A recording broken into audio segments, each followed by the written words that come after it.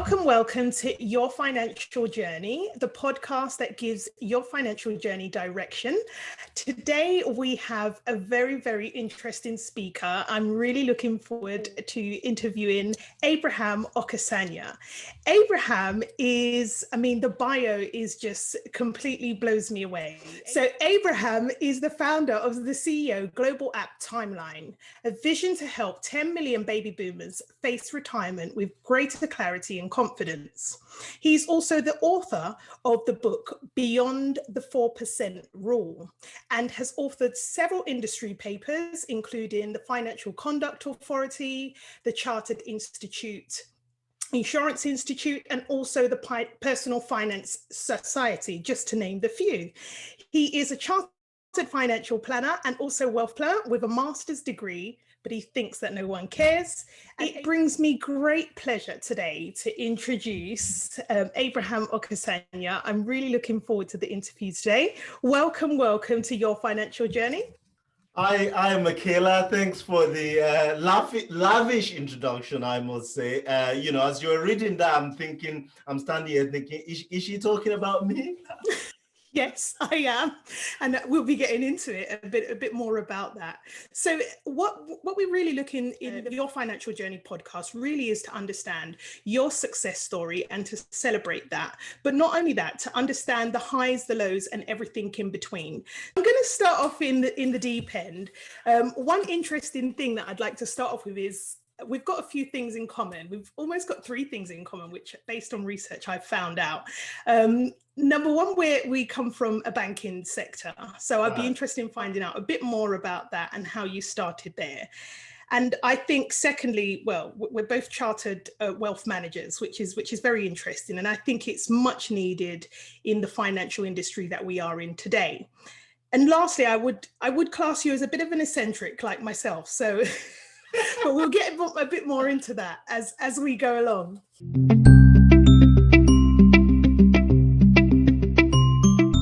Right, so I'm going to dive in with the question that I think most people really want to hear and the questions that buzzes around retirement. So today we're going to discuss about the science of retirement, and I know you are one of the best people to speak to in relation to this. So how do I retire? When do I retire? How much money do I need to retire? Is just some of the few questions that people ask around retirement. How does the Timeline app solve these problems? It's a very good question. Wow, you're really starting. You're really starting. I'm going in at the deep end. Yeah, sure. Look, I think what we're trying to do at Timeline is to help people sort of aggregate all of their financial assets and liabilities. And people might be thinking, well, I don't have any assets or whatever. We all do, right? Our pension pots, ISAs, if you have them, your home to an extent is an asset.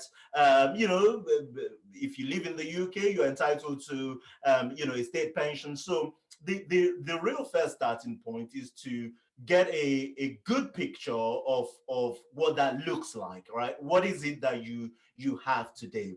And then, Timeline does a lot of modeling and projection forward to see, based on what you're invested in, or based on what those assets are invested in, what kind of growth might you expect on the portfolio, and ultimately to work out what kind of retirement income you might have, calculate the taxes, and really give you a sense of the kind of retirement future that you're facing. I should say though that Timeline is used by financial advisors, and so as of today we don't have an app directly for consumer. It's designed to help financial advisor give that sort of assurance to their clients.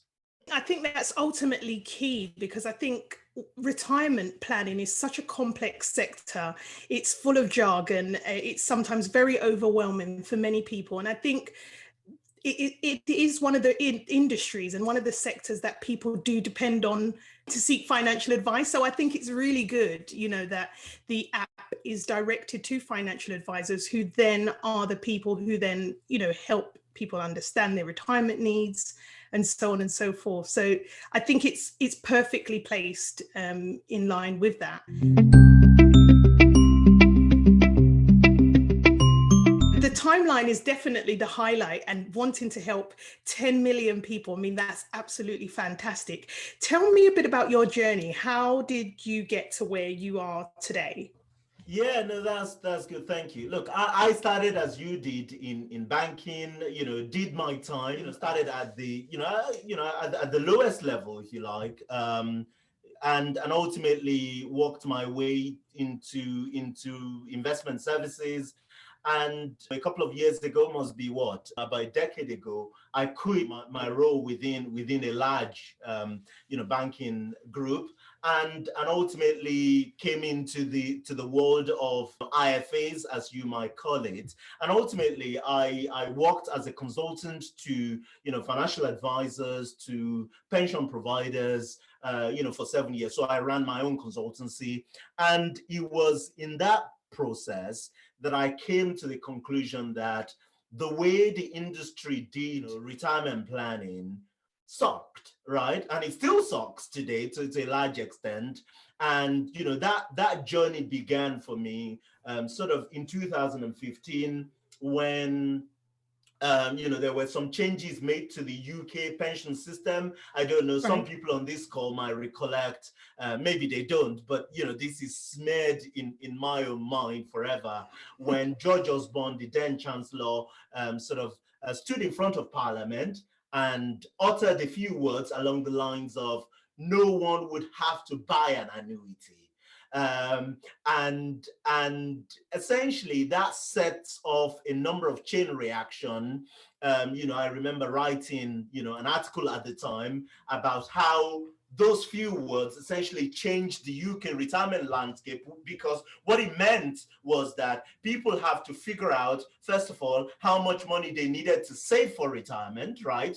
And when they got to retirement, the implication is that now, very less and less people are buying, fewer and fewer people are buying an annuity, which is, we can unpack that for your audience if we need to, and more people essentially keeping their retirement portfolio and drawing it down gradually. And that is an incredible challenge for vast majority of people, because you don't know how long you're going to live, you don't know what investment performance is going to be during the rest of your life, and you don't know what inflation is going to be, how the cost of goods and services are going to change throughout the rest of your life. So it's an incredible challenge.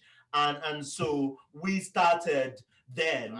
I wrote a lot about this, a lot of articles, and just helping people understand this challenge. And ultimately that led to the creation of Timeline. Ultimately, we set up the company in 2018, when we raised a little bit of seed funding, or pre-seed funding, as they call it, to help us get the business started. And back early last year, just before lockdown, we completed our £2 million funding, which was led by a global platform technology, FNZ. So yeah, so here we are. We are trying to really apply technology to what I believe is the single biggest financial challenge of our time. How do I save enough money to retire comfortably? And when I get to the point of retirement, how do I make sure that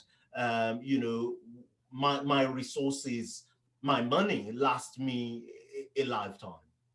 Yes, and I think that is one of the key things, and you've answered it there in terms of, in a nutshell. I think when George Osborne made that announcement, it was almost as if, yes, it was a great thing. The population was crying out for something different. It's my retirement savings. I should be able to do exactly what I want with it. But then I think when it did actually come about, it brought so much confusion, and more as if retirement planning wasn't confusing enough. And so I think, the Timeline app is absolutely pinnacle in this current climate now, where people do have various different options that they can consider, and understanding which is the right options. But then coming on to the point, which I'm not going to talk about now because I definitely want to discuss how the pot can last long enough, which is the ultimate key. So you mentioned something key there in terms of, you know, you've had quite a glow up in terms of your progression with your industry. And what difficulties was it that you faced, you know, moving from ground zero, as you kind of mentioned, to where you are today, that kind of spurred you on and encouraged you to launch the Timeline app? I think the most difficult challenge that I faced in my career was, I believe it was in 2010. This was sort of at the death of the financial crisis. You know, many of us remember it as, you know, 2008-9 financial crisis, but it dragged on for much longer. Sure did. Ultimately, you know, in February, I believe, of 2010, I lost my job within one of the largest financial services group in the country, the one that was going down at the time. We'll mention no names. Yeah, you know, and for the subsequent 3 years or so, I was in a career wilderness. You know, I couldn't find a job, and ultimately, you know, the jobs that I found really couldn't pay the bills. You know, we really struggle, you know, financially during that time. And a lot of things come with that. You know, you lose your own self-esteem. You feel that you know, your skills and expertise are not being appreciated by the marketplace. And that's really when you have to dig deeper to believe in yourself. You have to go back to your core, and believe in yourself. And so ultimately, you know, I had a job at the time, but it wasn't the job that I wanted.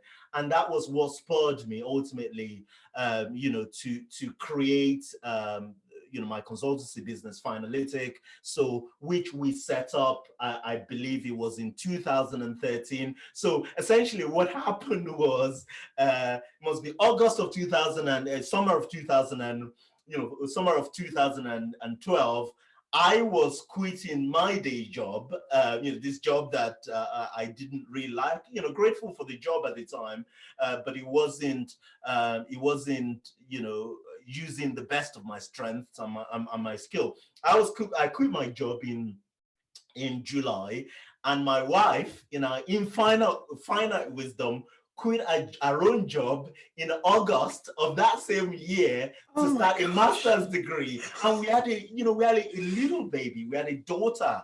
You know, we still have her today, plus more. Yes. But you know, I remember driving my wife to her last day at work, and you had this horrible feeling at the bottom of your stomach that this is going to end very, very badly. Oh no. You know, with our daughter at the back of the car then. But you know, somehow we managed to pull through.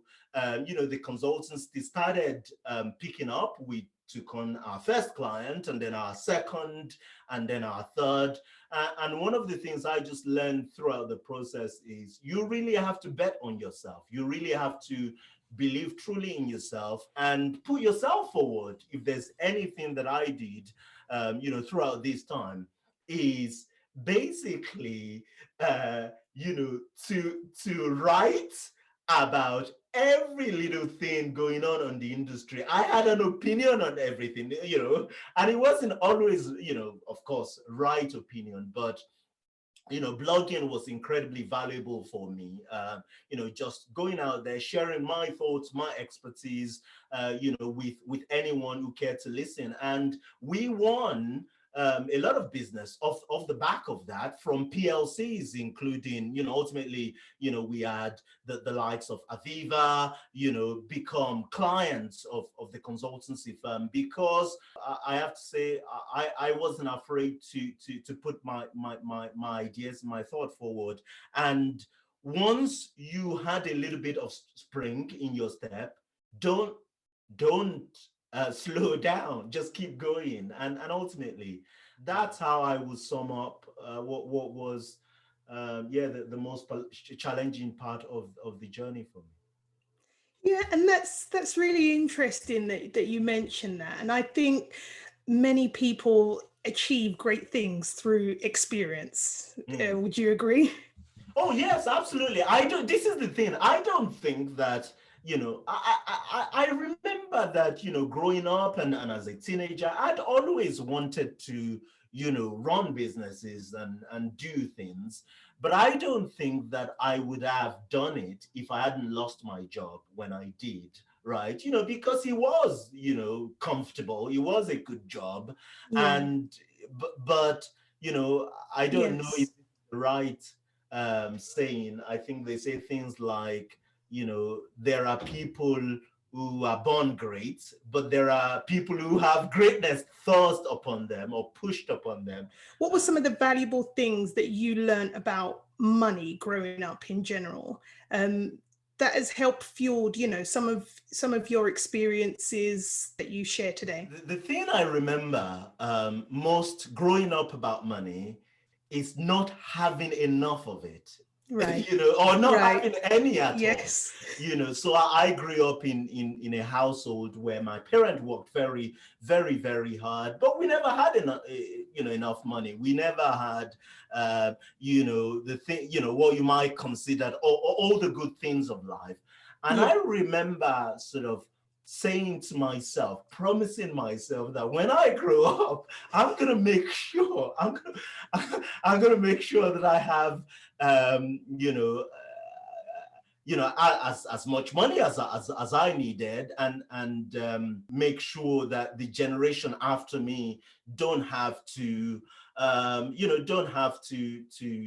go wanting as much as I did growing up. So I think it's that determination. There's a quote along the lines of, I hope you are poor at some point in your life, because Yes. you really appreciate, I know people say things like, money, money is not the be all end all, is not the, it doesn't make you happy, although I will disagree with that. Money is not necessarily happiness, but poverty crushes your soul, right? Yes. Yes. It means going without, and for me, I think it's a useful experience to have at some point in your life, but I think it should, hopefully for most people, be temporary. I think that's why people have to learn. And one of the things that drove me to learn about money, was like, I want to know as much about this thing as I possibly can. And because if you don't know about money, about how to manage money, how money works, how the society works, how businesses work, money is going to rule your life. So true. And there are so many things today that are that are directly or indirectly related to money. Rich people live longer than poor people. They get better healthcare. They get more opportunities and all that stuff. So money is pretty important, and I think I learned that message. I learned that lesson very, very, very early in life. So tell us, for some of the listeners, what's some of the mistakes that you generally see people making with regards to money, retirement planning? Because it seems like you've got things pretty sus now. Well, I don't know about that, but I'll tell you. Look, I'll tell you the mistakes that I made. Right. So when I was in banking, when I had, a good job in banking, one of the mistakes that I made was essentially borrowing so much money. Right. Right. So we, within a short period of time, I got married. bought a house, got into debt. We had credit cards. I say we, but high, because my wife didn't. She was actually quite, good with money. This is Right. an interesting segue. My wife has never had a credit card in her life, right? Oh, wow. Right. She's the smart one. And she go, but when we got married, I felt that because I had this job, I could afford all these debts that were lying around and things like that. And one of the things that made losing my job incredibly difficult was all these debts that I had accumulated. And so over the subsequent 5, maybe 6 years, I, my energy, as much, as in addition to, of course, getting a business off the ground, employing people and pushing forward, my focus from a personal finance point of view was just getting rid of every single debt. We cut off, my wife and I, we opened up obviously to each other. We cut off the credit card, we got rid of the credit card. And now, I don't know, for what must be probably best part of 8 years, we don't touch those stuff. We don't have car finance, we don't finance, we pay for our car. No, not the nicest one necessarily. We don't put holidays on credit cards and things like that. We don't have credit cards. We've never touched. Now, I'm not saying that this is the right thing for everyone, but research has shown, and I was reading a book, recently, that confirmed this. I'm trying to remember. Loaded is the title of the book. Loaded. Right. Okay. How something along the lines of how to have financial freedom without leaving your values behind. And right. This is a book about psychology of money and things like that. And one of the things that the author of the book, one of the points that she made, and that I thought, I read and I thought to myself, wow, thank God we did this when we did, was that if you are an impatient person naturally, which is, not necessarily a bad thing, having access to debt and credit card can actually be quite damaging to you financially, because you want things and you want them now, and you have very little self-restraint. I guess that was the problem, for me personally, because I want things and I want them now. But the incredible difference between being in a position where when you need things, the first thing that you think about is access to credit. I've got my credit card and all that stuff. The difference between that mindset and a mindset that doesn't rely on credit is, now, when I need things, when there's a big bill or whatever to be sent, my thoughts goes to, well, how do we generate this money? How do I create additional income? Well, how do I write a report? How do I get a gig? How do I do something, to generate the money? So it's a different mindset. So I mean, that's one of the mistakes that I made about money. I know that this is not necessarily right for everyone to stay away from debt and credit and things like that. But I can't see it harming people. It can't be a bad thing to work hard towards, we still have a mortgage, of course, but to work hard towards being, being debt free. Because once you do, right, nobody else has control over your income.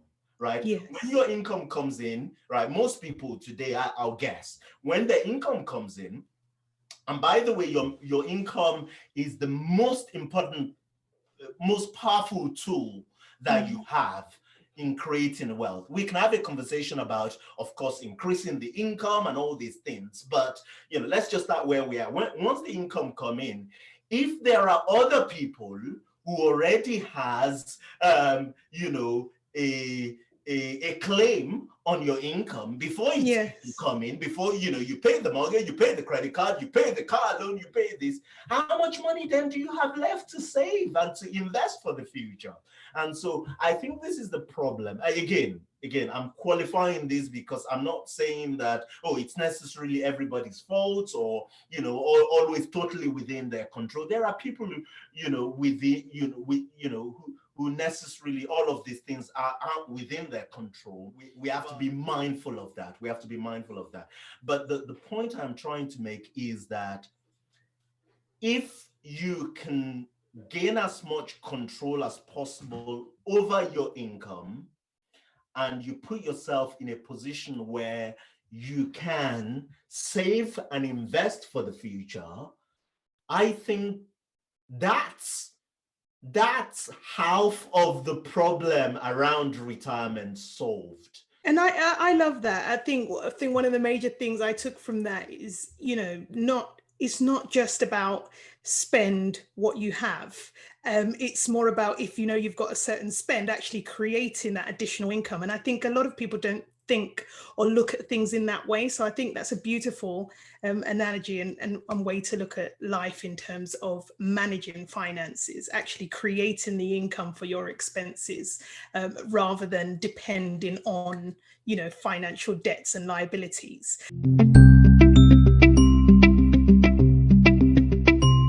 Okay, so yes. You mentioned that growing up, it wasn't, you didn't grow up on a bed of roses, and it wasn't all wealthy, and then you went on to achieving a career in banking, but then also lost your job. So then you had to really look deep within yourself to then pull yourself out of that situation and create something great that's not only actually impacting you and your life, but also impacting the masses and millions of others. And many corporate companies have already bought into this factor. Sometimes I think people don't give themselves enough credit. I would determine that as a successful story. So you tell me how you define the success. Thank you, and you're very kind. Thank you. I mean, success, of course, is the achievement, people will say, of a goal or of an objective. The way I like to think about success is making a difference and in the world, right, and leaving the world a much better place than I met it. And so when I think about that today, I think about our business. We have around 30 people employed within the company today. So to me, I say, well, that's 30 families who depend on us as a business, for their livelihood. So, check, on a small level success there.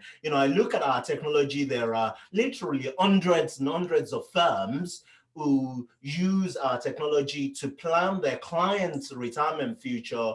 So we are touching literally tens of thousands of lives because we're helping people gain, better clarity, gain clarity about their financial future. But we haven't even started, so when you read my profile there, you said 10 million retirees. Now, that scares you as much as it scares, that scares me.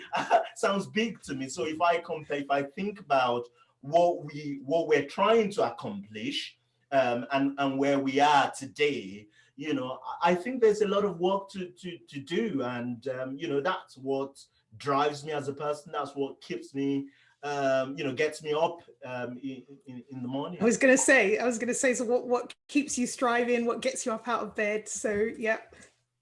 It's to do more. It's the power to do more. Absolutely. Because retirement's a global problem. We've built a global technology to help solve that problem. And so I'm really keen to get that technology into the hands of as many financial advisors and providers as possible, because I really truly believe that we can make a difference in people's lives. Fantastic. And in stating that, I must ask this one important question. We are currently facing a crisis in age gap between people who are living longer than expected, with centurions now almost being quite the norm. How does this affect retirement planning? And how does your app help improve some of these statistics? Thank you. I think the fundamental point here being that retirement for many people, the meaning of retirement is changing.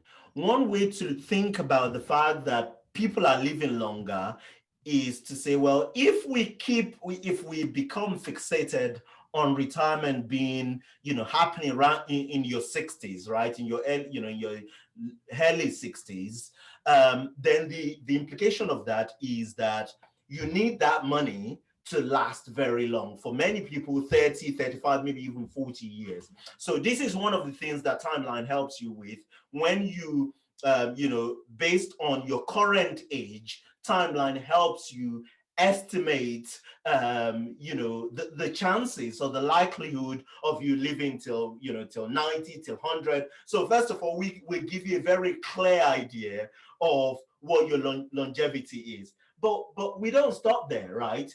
So what that does is then you have a number of options. If you decide that you still want to retire, or by that I mean you want to stop work completely at 60, 65, Timeline helps you calculate, based on your current financial resources, what level of income you might expect throughout retirement, and gives you an indication of how that retirement might, that income might change.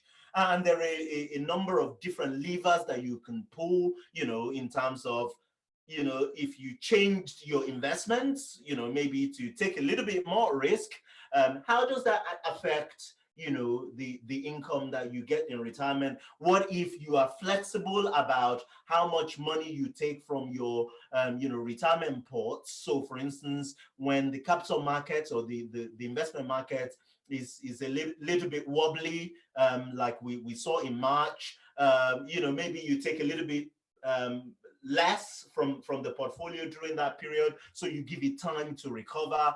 But more importantly, what the app helps you do is to make really big decisions. How much money can I save? What level of risk should I be taking in my portfolio? How much can I spend? And also, should I be working longer, right? Right. So ultimately, I have this joke that I say, there are three options that people have, when it comes to retirement. You save more, you spend less, or you die sooner. But of course, the reality is that there are more options. Do I want to work longer? Do I want to work part-time? So, because if you're going to be around in your, 90s, late 90s, maybe even 100, maybe you don't want to stop work completely at 65. Maybe you want to work part-time. So all of these options are things that, we're helping people weigh and make informed decisions. It sounds so intriguing, and it's definitely an app I'm going to need to start using with my clients. We're going to wrap it up today. I think your knowledge is immense, and I could sit here hours on end, really tapping into the science of retirement planning. Just a few quick questions. What can we expect to see from you in future? I mean, I think it's a lot more of what we've been doing. We want to take that technology to the next level. So, for us, it's about forming partnership with, bigger financial institutions to bring our technology to more and more people.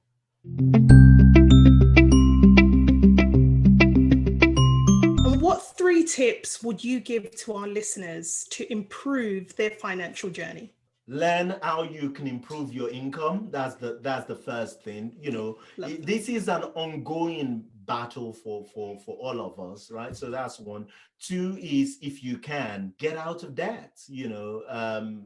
By that I mean consumer debt, not so much things like mortgages, which I consider, broadly speaking, good debt. What's the third one? Get your financial house in order, something like that. Yes. Invest for the future. Invest. Invest in the capital market. In the stock market. Yes. In the stock market. Perfect. Thank you so much, Abraham. It was an absolute pleasure. I really, really enjoyed our conversation. Thank you very much for having me. Thank you. You've been incredibly kind, and thank you for the work that you do in helping people along their financial journey. I think the world is a much better place as a result of the work that you do. Thank you. Thank you very much, Abraham.